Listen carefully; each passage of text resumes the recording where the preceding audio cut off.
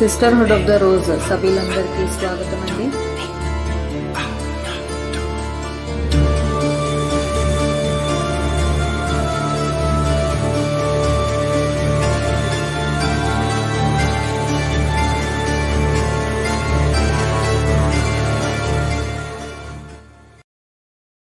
ఈరోజు మనం మూడో భాగం 2వ చాప్టర్ పైరేట్స్లో సెకండ్ పార్ట్ని చూస్తున్నాము.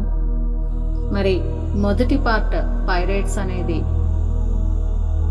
తెలుసుకున్నప్పుడు ఒక నెల రోజులు గ్యాప్ వచ్చింది కాబట్టి ఆల్మోస్ట్ కొద్దిగా గుర్తు చేసుకుందాం.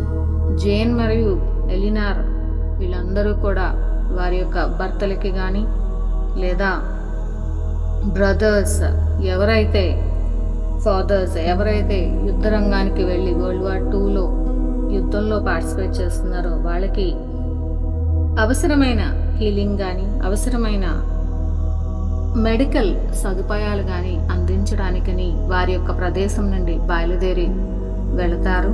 అయితే వారు చివరి డెస్టినేషన్కి చేరుకునే లోపల రకరకాల గాడెస్ మిస్టరీస్ రిలీజియస్ ప్లేసెస్ రూపంలో ఎనర్జీ పాయింట్స్ రూపంలో వారికి పరిచయం అవుతూ ఉంటాయి.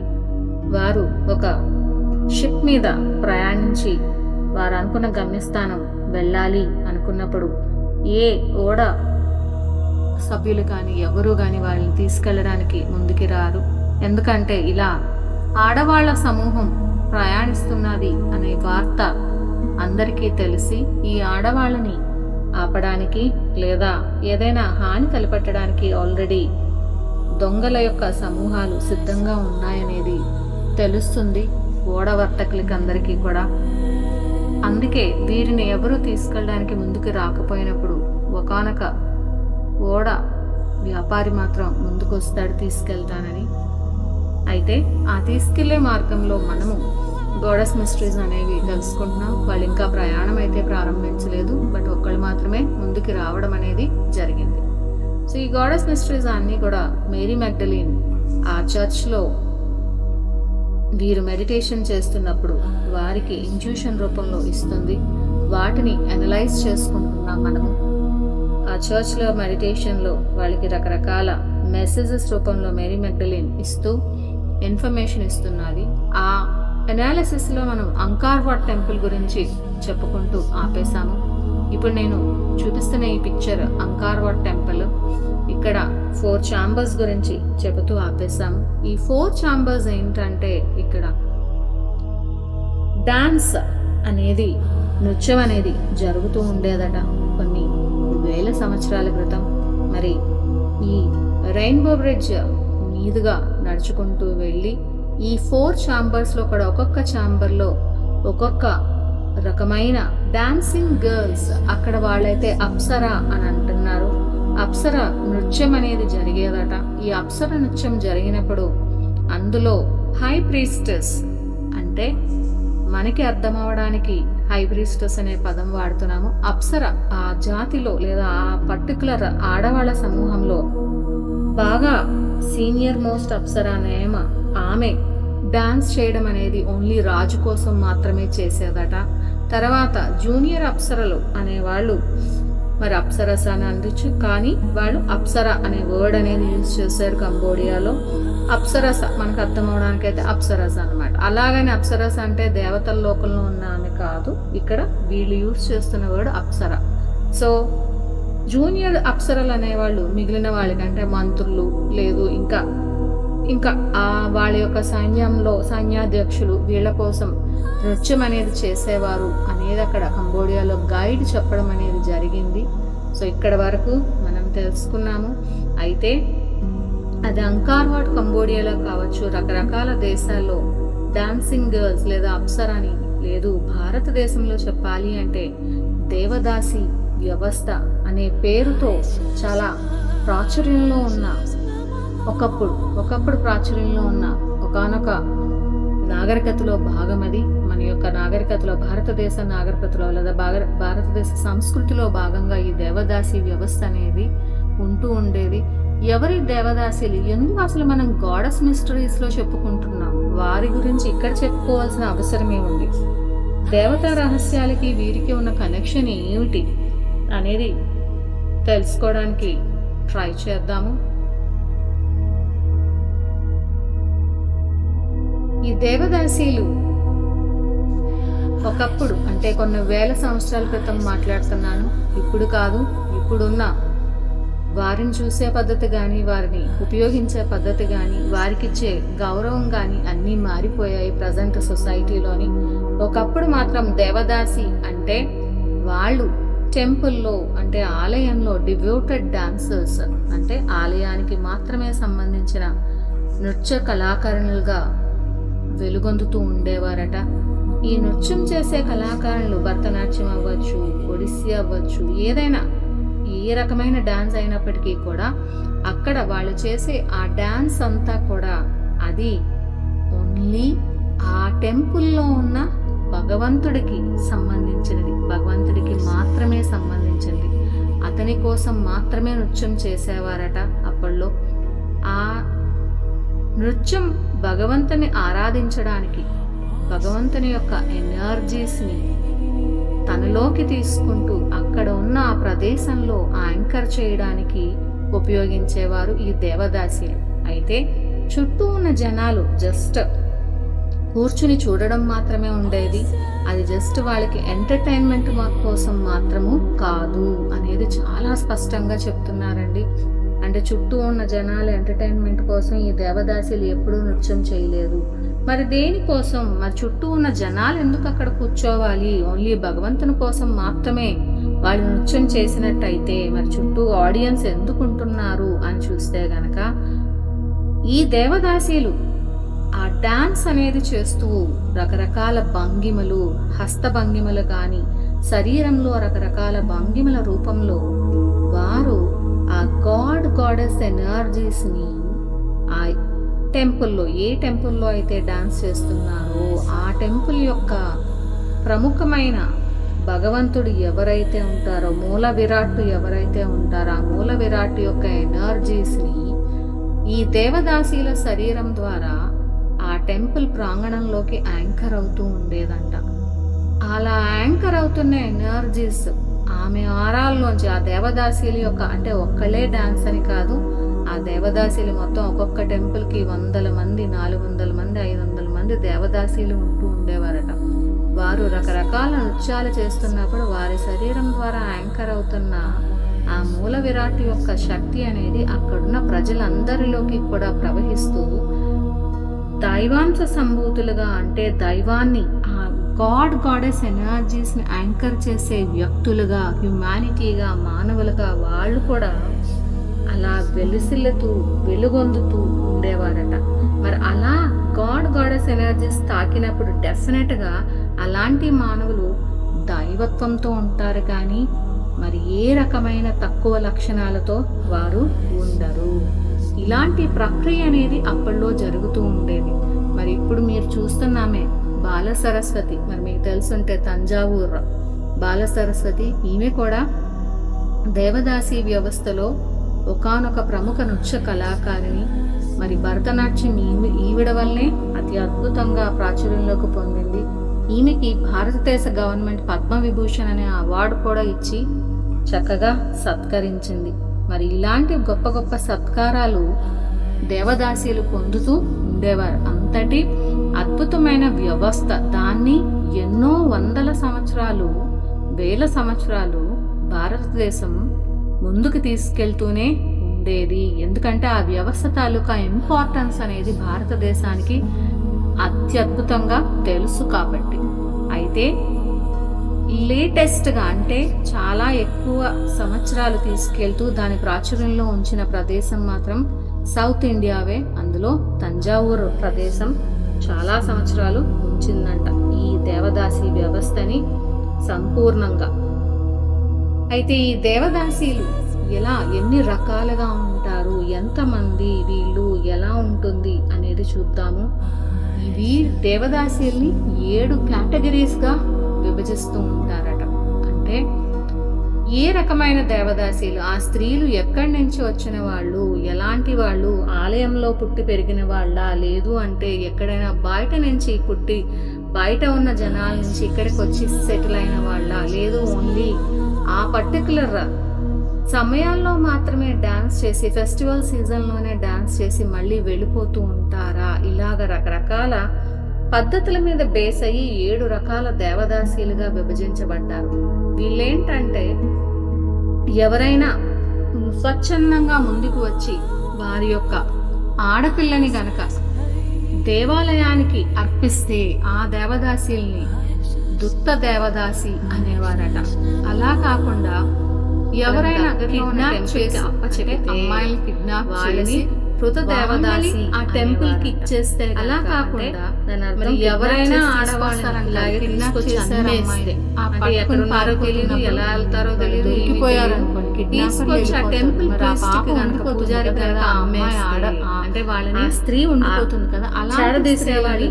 మరి ఇప్పుడంటే ఎక్కడ ఉండాలో తెలియక దానికన్నా దేవదాసి సిస్టమ్ లేదు కాబట్టి భగవంతుని సేవలో ఉంటూ ఉండడం బెటర్ అని అనుకుంటే గనక ఆ టెంపుల్ ప్రీస్ట్లు వాళ్ళని కొనుక్కుంటే వాళ్ళని వికృత దేవదాసి అనేవారట.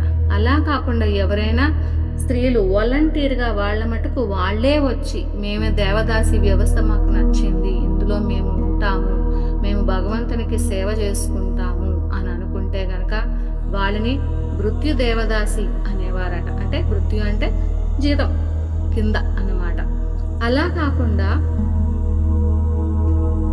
దైవం మీద భక్తితో డివోషనల్ గా వాళ్ళని వాళ్ళు టెంపుల్ కి అర్పించుకుంటే గనక డివోషనల్ గా ఉండాలి. భక్తి అంటే సపోజ్ కృష్ణుడు ఉన్నాడు అనుకో, కృష్ణుడి మీద విపరీతమైన భక్తి వాళ్ళకి. సో వాళ్ళు వచ్చి లేదు మేము ఇక్కడ టెంపుల్లో ఉండి భక్తి పూర్వకంగా సేవలు చేసుకుంటాము భగవంతునికి, ఇక్కడ ఉన్న అన్ని శుభ్రం చేయడం కానీ అలంకరించడం మళ్ళీ వేరేగా చెప్పారు. ఇలాంటివి మేము భక్తి పూర్వకంగా వస్తున్నామంటే భక్త దేవదాసి అని అంటారంట. అలా కాకుండా టెంపుల్ ఆర్నమెంట్స్ శుభ్రం చేస్తూ అలాగే వాటిని చూసుకుంటూ వాటిని అలంకరించుకుంటూ అలా ఉంటే గనక అలంకార దేవదాసి అనేవారట. అలా కాకుండా ఇంకా డాన్సులు చేసి అంటే ఫెస్టివల్ సీజన్స్ లో ముఖ్యమైన ఆ టెంపుల్ కి సంబంధించిన ముఖ్యమైన సమయాల్లో డాన్సులు చేసి దాని ద్వారా డబ్బులు సంపాదించడం కానీ, లేదు అంటే అక్కడ పర్టికులర్ గా మ్యూజిక్ కి సహాయపడడం కానీ, అంటే అక్కడ మృదంగాలు వాయించడం ఇలాంటి వాటికి ఏమైనా చేస్తూ సహాయపడినప్పుడు వాళ్ళని గోపిక లేదా రుద్రాంగిక అంటూ ఉండేవారంట. ఇలాగా 7 రకాల దేవదాసీలకి ఫిక్స్డ్ రెమ్యూనరేషన్ అంటే వాళ్ళకి జీతాలు, అలాగే వాళ్ళకి ల్యాండ్ ప్రాపర్టీస్ ఇస్తూ, ఎందుకు వాళ్ళు భగవంతునికి సేవలు చేసేవాళ్ళు. మరి భగవంతునికి సేవలు చేసే వాళ్ళకి అంత అద్భుతంగా ట్రీట్ చేస్తూ ఎక్కడ అగౌరవపరచకుండా ఇలా ఉండేదట ఒకప్పుడు వ్యవస్థ. కొన్ని వేల సంవత్సరాల క్రితం వ్యవస్థ ఇలా ఉండేది. మరి ఇలాంటి వ్యవస్థని నెమ్మదిగా ఎలా మార్చేశారో తర్వాత చూద్దాం. మరి ఇలాంటి వ్యవస్థ ఉన్న టెంపుల్స్ భారతదేశంలో ఎన్నో ఉన్నాయండి. వీళ్ళకి దేవదాసి అనే పేరు భారతదేశంలో ఉంటుంది. మిగిలిన దేశాలలో అయితే డాన్సింగ్ గర్ల్స్ అనే పేరు ఉంటుంది. అంటే మనకి తెలియడానికి అలాంటి పేరు అనేది చెప్పడం జరిగింది. వాళ్ళ లోకల్గా లాంగ్వేజ్లో అయితే మరి ఏవో పేర్లు ఉండే ఉంటాయి. అయితే ఇప్పుడు మీకు స్క్రీన్ మీద చూపిస్తున్నది కైలాసనాథర్ టెంపుల్. ఇది కాంచీవరంలోని అంటే కంచిలోని కైలాసనాథర్ టెంపుల్లో కూడా అద్భుతంగా దేవదాసి వ్యవస్థ అనేది ఉండేదంట. ఇదైతే భద్రకాళి టెంపుల్ వరంగల్.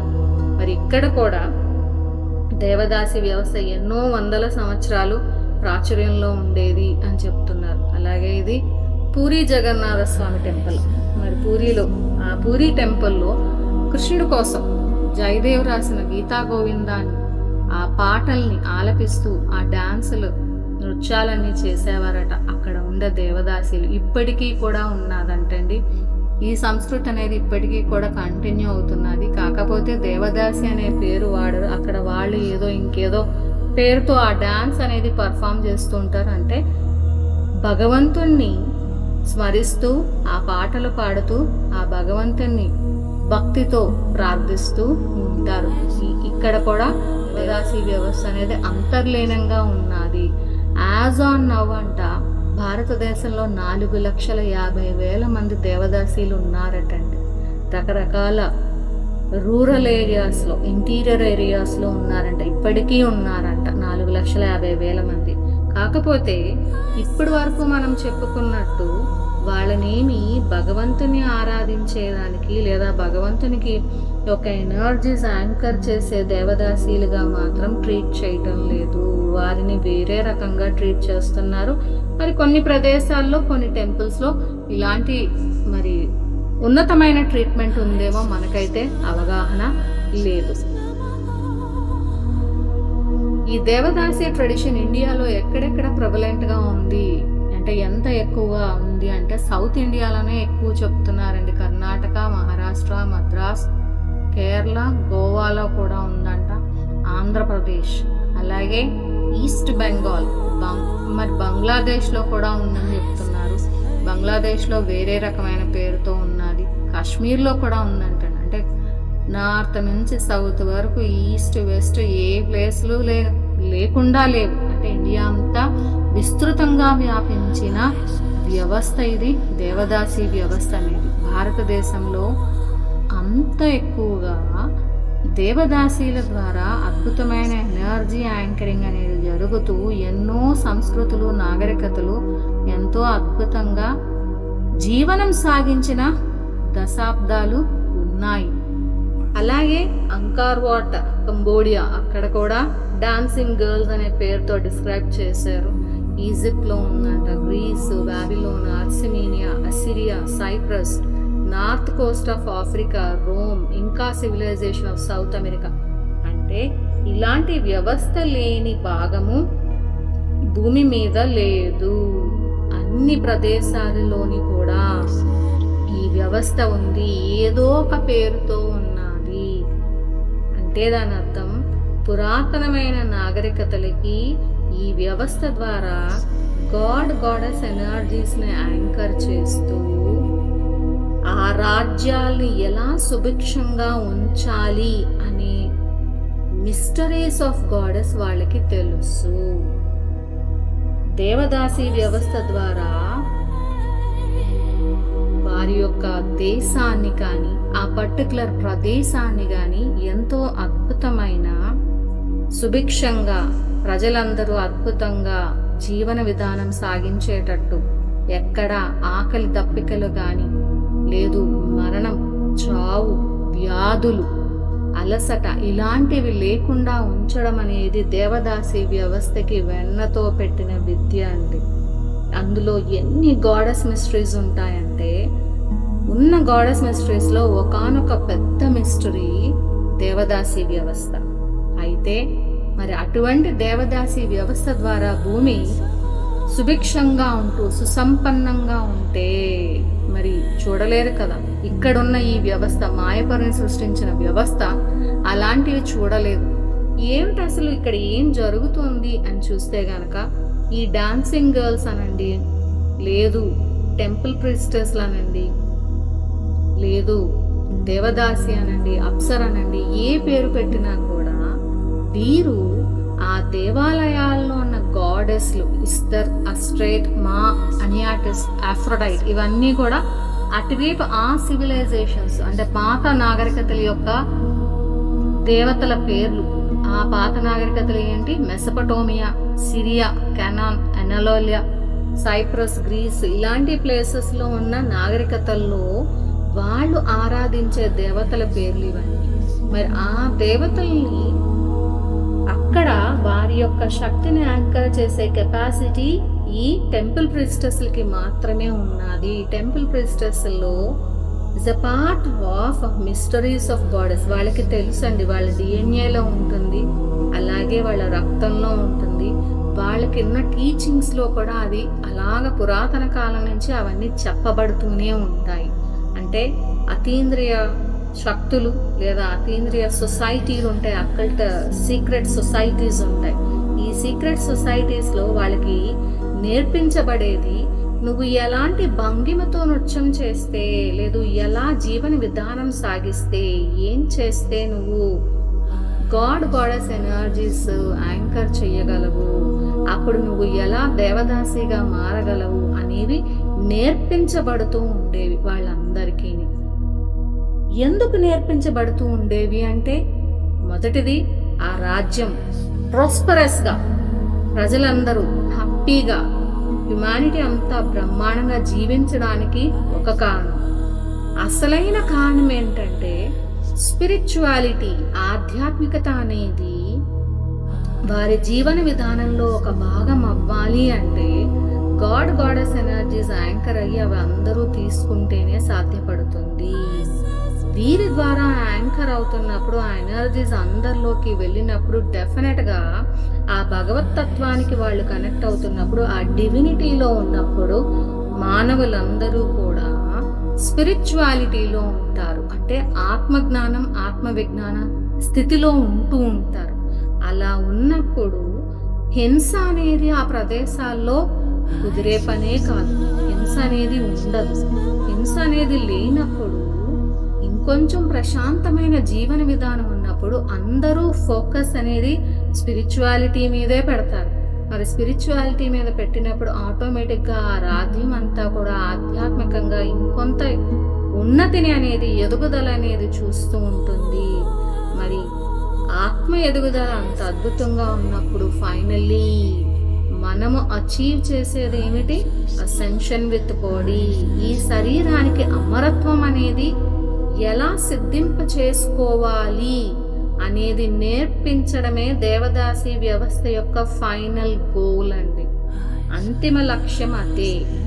చాలా సులువుగా ఆ దేవదాసి యాంకర్ చేసే ఎనర్జీస్ ద్వారా అసెండ్ అయిపోవచ్చు.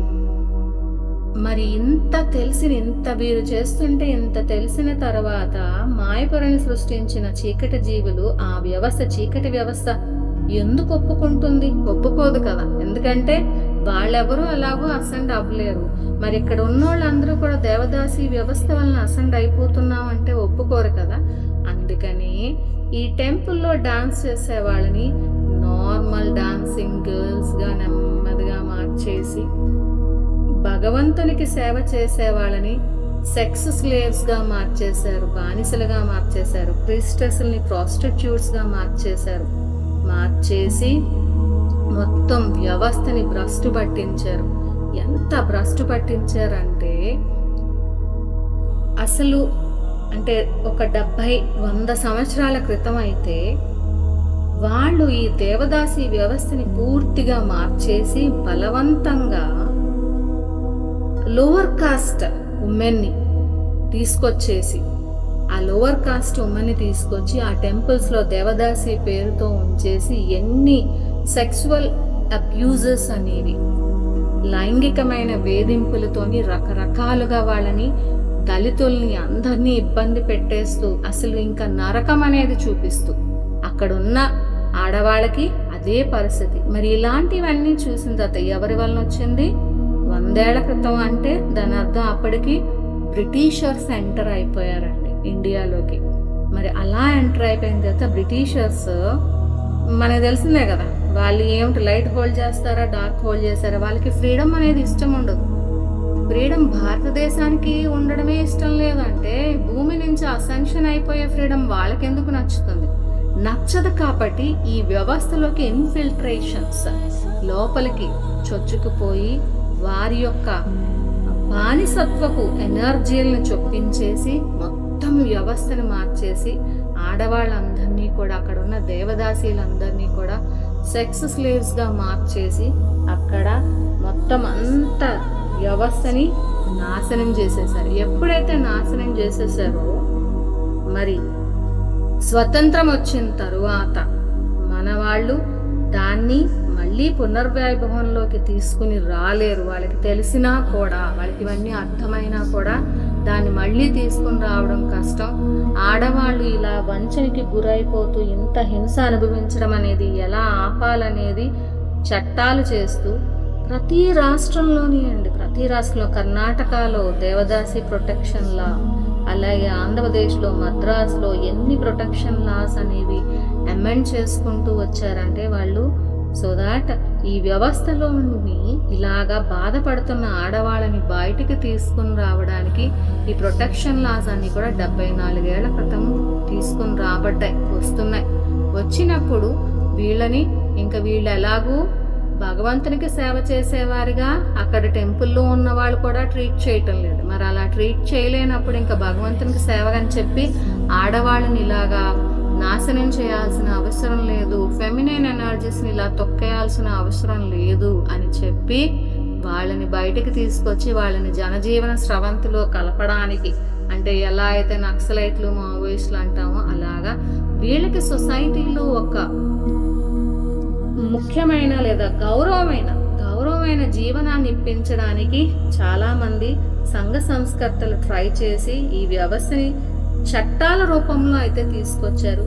And very unfortunate to say 2021లో కూడా ఒక 2 దేవదాసి వ్యవస్థలోకి బలవంతంగా తొయ్యబడుతున్నారని 2 ఆడవాళ్ళు ఆ కమ్యూనిటీలో చాలా మంది అందులోకి పంపించబడ్డారటండి. బట్ 2 ఆడవాళ్ళు మాత్రం బయటికి వచ్చి కంప్లైంట్ చేసి వాళ్ళు బయటికి రాగలిసారు. వాళ్ళు నోరిప్పి చెప్పగలిసారు 2 మాత్రమే. 2021 అంటే 2 ఏళ్ల క్రితం. మరి అలాంటి దయనీయమైన స్థితి ఇప్పటికీ కూడా భారతదేశంలో ఉంది. ఆడవాళ్ళని అణిచిపెట్టి తొక్కేసి ఇంకేదో చేసేసే స్థితి ఉన్నప్పుడు ఈ దేవదాసి వ్యవస్థని భ్రష్టు పట్టించేసినప్పుడు మరి అసెన్షన్ ఇక్కడ ఎలా జరుగుతుందండి? జరగడం అనేది కష్టంగా ఉంటుంది. యాక్చువల్గా ఈ టెంపుల్స్లో కనుక మీరు స్కల్ప్చర్స్ చూస్తే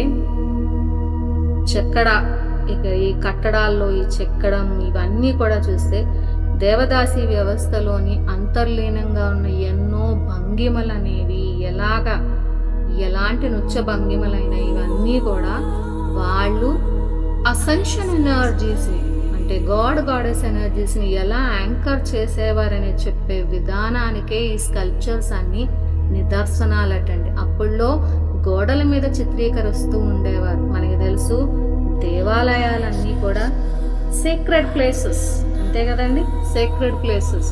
అందుకే దేవాలయాలు ధ్యానాలయాలు అయినప్పుడు ఆ ధ్యానం ద్వారా ఎనర్జీస్ ప్యూరిఫై అయ్యి అసలైన ఆత్మ విజ్ఞానానికి అక్కడ ఉన్న వాళ్ళు కనెక్ట్ అవ్వాలి. అంతేగాని ఈ ఐడల్స్ని చూసుకుంటూ మనం వెళ్ళిపోవడం కాదు. దీని ద్వారా అసెన్షన్ ఎనర్జీస్ యాంకర్ అవ్వాలనే ముఖ్య ఉద్దేశంతోనే ఈ టెంపుల్స్ మీద ఈ కట్టడాలన్నీ కూడా ఇలాంటి చెక్కబడ్డాయి అన్నమాట.